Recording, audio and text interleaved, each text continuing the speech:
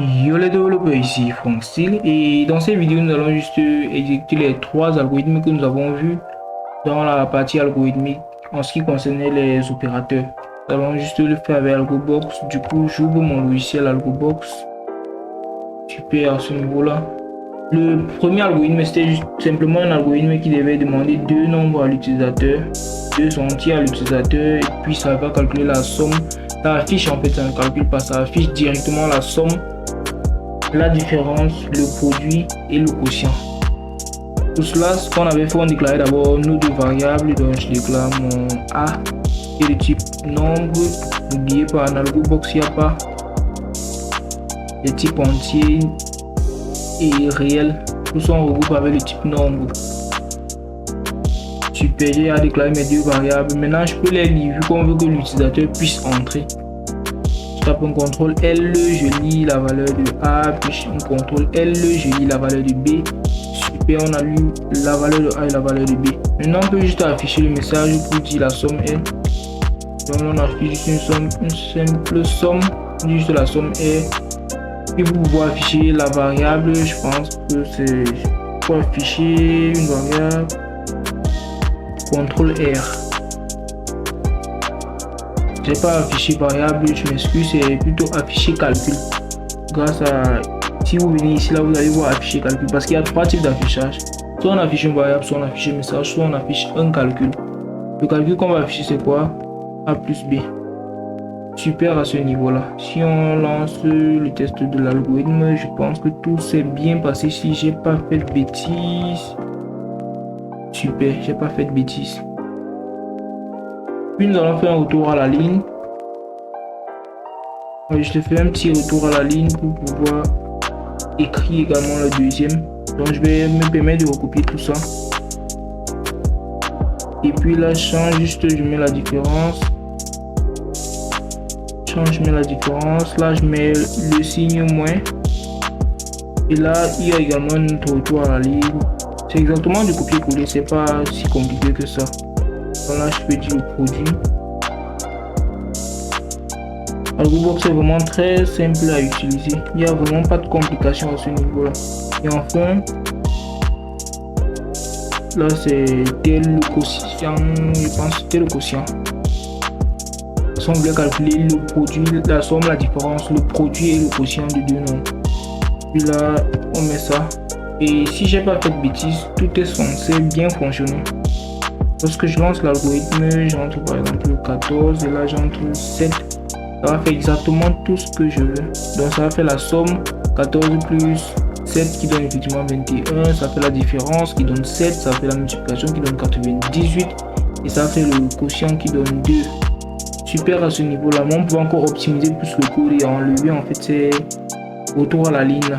Donc mettre un retour à la ligne là par exemple, on peut se permettre de mettre directement le retour à la ligne avant d'afficher la première variable, avant d'afficher le deuxième message. Donc là pour juste réduire le code, pour ne plus avoir trop de lignes, on se permet de faire ceci. Super. Du coup on va toujours avoir exactement le même résultat. En lançant l'algorithme, si je tape toujours mon 14 et là je mets toujours mon 7, on a exactement le même résultat. Donc c'est juste une façon plus optimale d'optimiser notre code. Je sais pas si ça se dit, c'est une façon plus facile d'optimiser notre code. Pas optimal, d'optimiser. Super. Le deuxième algorithme, on était censé écrire un algorithme qui calcule qui prend en entrée deux entiers comme on vient de le voir. Ça prend en entrée deux entiers puis ça affiche une somme de façon claire, c'est-à-dire si on entre un nombre A est égal à 5 et B est égal à 7 par exemple, ça affiche clairement A plus B est égal à, ça met le résultat. Ici c'est également très simple à ce niveau là, je fais juste un affichage de message d'une variable bien sûr. Quand il affiche A, vous êtes d'accord avec moi que ça va d'abord afficher la valeur de A, puis je dois afficher le message pour que ça fasse une concaténation. Donc ça va coller en fait comme je disais. Donc A plus B plus la valeur de B est égal Maintenant, on affiche calcul. Je ne vais pas du tout m'embêter avec une troisième variable. Je ne vais pas m'embêter avec une troisième variable qui va jouer le rôle de la somme. Je vais directement aller au but. C'est très bien pour cet exemple-là, mais si c'est pour un autre exemple ou un autre algorithme qui est assez long, vous pouvez utiliser une troisième variable pour pouvoir la conserver et pouvoir la réutiliser ultérieurement. Et vous voyez que là, ça marche très bien. C'est également très simple niveau code. Là, on a juste affiché la première variable, on a juste affiché A, puis on dit plus la valeur qu'il y aura dans B est égale à la valeur qu'il y aura dans A plus B. Super, là, je montre n'importe quoi, ça marche très bien. Et on va passer au dernier algorithme. Dans le dernier algorithme, on voulait juste un algorithme qui devait prendre en entrée le rayon d'un cercle, puis ça calcule et ça affiche le diamètre, le périmètre et la surface. Là, on déclare notre petit rayon, lui s'appelle R, le diamètre lui s'appelle D. Je vais me permettre de faire des copier-coller et de changer. Là, il y a également le périmètre et là, et la surface. Super. Là, à ce niveau, on lit juste la surface, le rayon autant pour moi.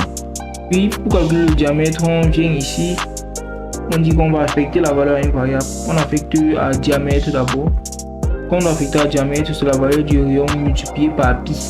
Et pour pi, il n'y a pas on ne peut pas déclarer une constante comme on déclare dans l'algorithmique. Comme on le déclare constamment là. Ici, il y a plutôt, pour pi, il y a une fonction qu'on appelle math. Je pense que c'est math.pi. Math.pi qui va prendre en fait la valeur de pi. Donc, si on se permet même d'afficher, je vais me permettre d'afficher variable math.pi. Si je lance l'algorithme, la ligne 11 est invalide, la ligne 11, la ligne 11, la ligne 11. J'ai fait des bêtises. Je peux un peu me consulter ma petite documentation. La type variable. Math.pi. Non, j'ai pas fait de bêtises. Je comprends pas pourquoi il ne veut pas. Il ne veut pas.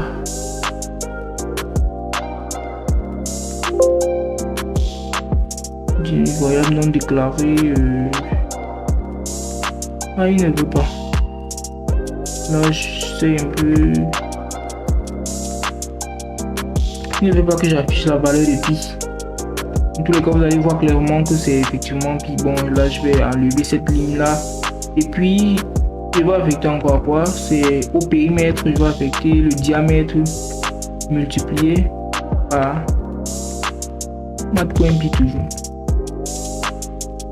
Et enfin, la surface, à la surface, je vais affecter le rayon multiplié par le rayon multiplié par math.pi.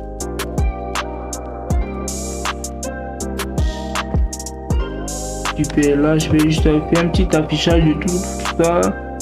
Là je pense, je dis le diamètre. Oui, super. Le diamètre. Et j'affiche la variable et je vais me permettre de recopier tout ça. J'aime bien les recopier parce que c'est super rapide. Là je remplace juste, je dis le périmètre. Là je dis et là je vais dire la surface. Et la surface c'est S. Et on n'oublie bien sûr pas nos retours à la ligne parce qu'on va avoir encore des petits problèmes niveau compilation. Super.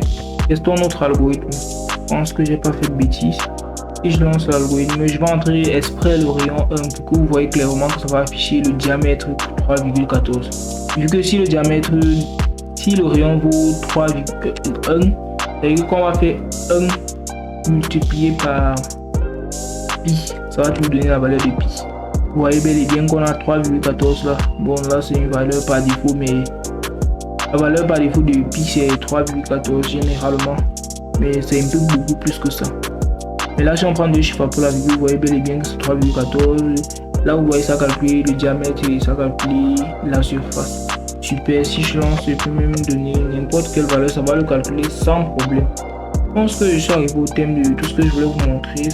C'est vraiment très simple niveau Algobox et je vous dis ciao.